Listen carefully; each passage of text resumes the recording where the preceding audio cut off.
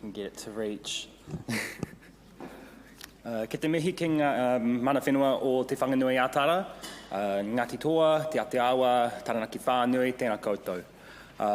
No Elan Nam Whenmora o Kōtirana, me Konte Schlige o Airana o ko Tūpuna, ko te wewititanga o ngā mauhere te ropu, ko Dani Pickering tōku ingoa, no reira, tēnā koutou katoa. Kia ora everyone, my name is Dani. I'm speaking today on behalf of People Against Prisons Aotearoa, or because that's a mouthful, I'll henceforth be referring to it as Papa, as we usually do. Ngā mihi nui to John Minto and the organisers of Alternative Aotearoa for inviting our rōpū to speak here today. This kaupapa of kind of imagining alternatives to the status quo in Aotearoa is especially important to us because it's a pretty big ask that I'm about to bring to the table. So, on that note, Papa is a community organisation that's been organising for complete police and prison abolition in Aotearoa since 2015. We see the criminal justice system comprising the police, the courts, the prison, as a site of intersecting struggles against capitalism, colonisation, white supremacy, patriarchy, and others. We see prisons as the tool by which the ruling class in this country represses its greatest threat, which is us, the people. As my colleague Emi Rakete has recently pointed out in the media, the New Zealand Police has been reforming itself incessantly since the 1980s. Despite these reforms, though, we also know that the police is killing more people today, especially Māori and Pacifica people in this country, than it has since it was still the armed constabulary in the land wars of the late 1800s.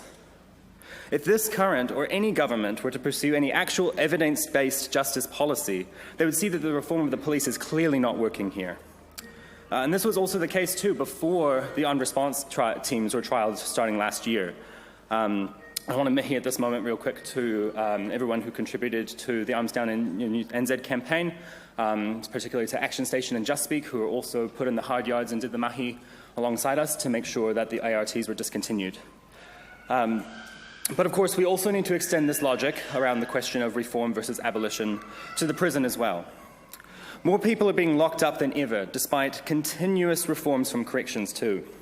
Thanks to the Bail Amendment Act of 2013, for instance, it is now possible to imprison far more people in this country than on remand in particular, than ever before. And what that means is the result is that as of March 2019, more than a third of New Zealand's prison population is composed of people who have not actually been convicted of a crime. Reform is clearly not working for prisons either, which is part of why Papa is looking to abolition for the answers to these questions.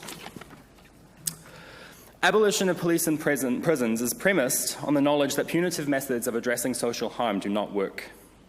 An abundance of research on abolition exists thanks to revolutionary thinkers like Angela Davis, Ruth Wilson Gilmore, not to mention the ancestral and contemporary knowledges of Indigenous peoples the world over. More locally on that front, Moana Jackson stresses that Te Ao Māori certainly had no precedent for prisons before the 1888 invasion of Parihaka. Tikanga Māori were more than capable of addressing social harm without inducing punitive measures. Jackson and Papa therefore both posit that abolition is actually pivotal to upholding Te Tiriti o Waitangi, since prisons are a product of colonisation here. This is also a good time to mihi to Matike Mai and the mahi that Moana Jackson has been doing on that front as well. And we really want to make sure that the question of the prison is inherently a part of that kōrero around constitutionalism in Aotearoa.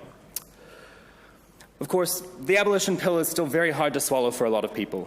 As an abolitionist, the elephant in the room is what I always like to call, and I'm trying to make fetch happen here, the Jeffrey Dahmer question, or what do we do about the serial killers, the violent criminals? Firstly, this question often comes from a place that overlooks the scale of the harm that police and corrections are causing with increasing frequency in this country, given that they actually have the power of the state backing them up and are not simply lone wolves. There are way bigger fish to fry here. And secondly, we always need to consider the conditions in society that produce serial killers, mass shooters, and the like. I remember a few years ago, I was having a kōrero with my mum about what it was like for her growing up with the dawn of neoliberalism in America, where she's from. This conversation was fascinating in and of itself to this millennial, talking with somebody about a time before neoliberalism. Hard for us to imagine. But then she started talking about how the world has become a more dangerous place since then. She knew it wasn't just the innocence of her youth, because the distinct example she brought up was school shootings and how they had never really become quite a thing until I was in her life and I was going in through the American public schooling system and the Columbine shooting happened. I don't know about you, but I really doubt it's a coincidence that an ideology based on individualism and economic deprivation became commonplace at the same time as school shooters. Many of the other issues producing this environment are and already have been better addressed by other speakers here today, but it goes to show how they are all connected. If we had the power to build our communities in ways that weren't so isolating, alienating, and depriving, to the point that we find harming others in even the most heinous ways to be at all justified, so much harm we see today could be prevented before it even needs to be addressed. We can't just wait for a full post-capitalist utopia of your preferred flavor to emerge for harm to disappear, however. This is hard mahi because it fundamentally challenges how we relate to each other and to our communities. And we have to be empowered to do that ourselves if we're ever going to be united enough to overcome the existential threats that we face today. So if we accept then that abolition is necessary, what does it actually look like? What can it look like here in Aotearoa? In looking at the alternatives to the criminal justice system that have been brought to the table across the planet, across history, Papa has learned several things over the last few years. Firstly, we have found considerable promise in transformative justice as an alternative framework to criminal justice. In a nutshell, transformative justice posits that we address harm by changing the conditions in victims' and perpetrators' lives which enabled harm to occur in the first place. These conditions, like the stress induced by poverty, for instance, are once again intimately related to many of the other issues being discussed by Aotearoa here today. In contrast, criminal justice misidentifies the root causes of harm as being the bad eggs or individual people and opts to simply remove them from society. A domestic abuser's family remains in poverty, and the root causes of that harm are never resolved. Of course, changing these conditions does not undo harm that has already taken place either. To this end, we actually already do have a wide range of tools in our kit just waiting to be developed and resourced. One of these tools is restorative justice, although others outside of Papa would also argue that maybe that's the primary approach. I talk with that too. And regardless, the central premise of a restorative justice process is to focus on the relationships between the people who have caused harm and their victims, with the intent of figuring out a pathway towards restoring those relationships to the state they were in before the harm occurred.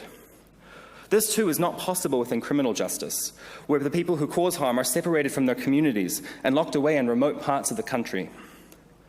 Papa has learned the hard way, however, that transformative justice as a framework and restorative justice as a method do not together make a one-size-fits-all approach to abolition or even justice. One key reason for this distinction is the fact that these processes have to meet the needs of the victims first and foremost. These needs can be many and varied, given victims' infinitely diverse material, cultural, social, sociology, jargon words, contexts.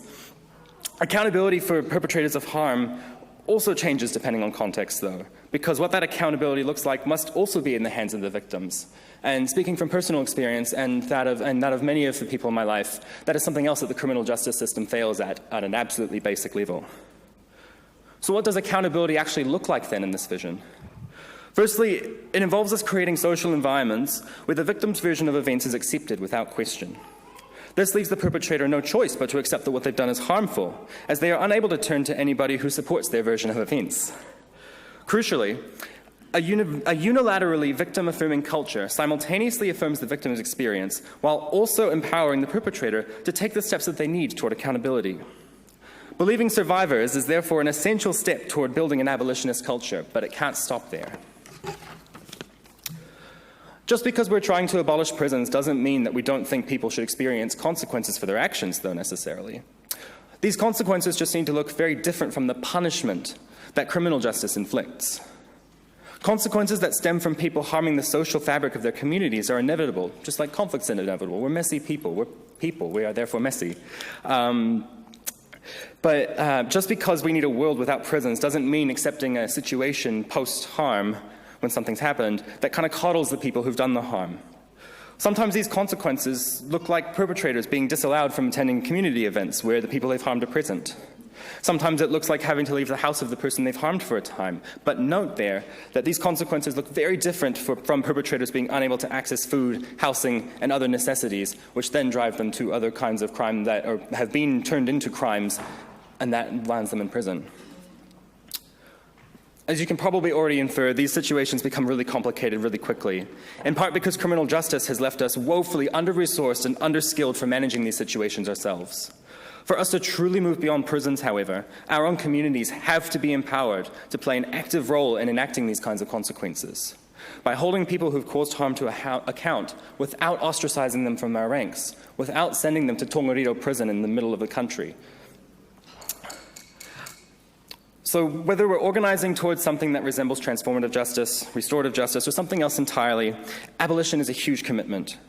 But it's also the chance that we're waiting for to be empowered to actually look after each other, instead of trusting that to systems that we already know are not only fundamentally unfit for purpose, but are actively destroying our communities. We can make the criminal justice system obsolete, and we can start today. We have to. Ngā mihi nui ke koutou katoa. Thank you for your time.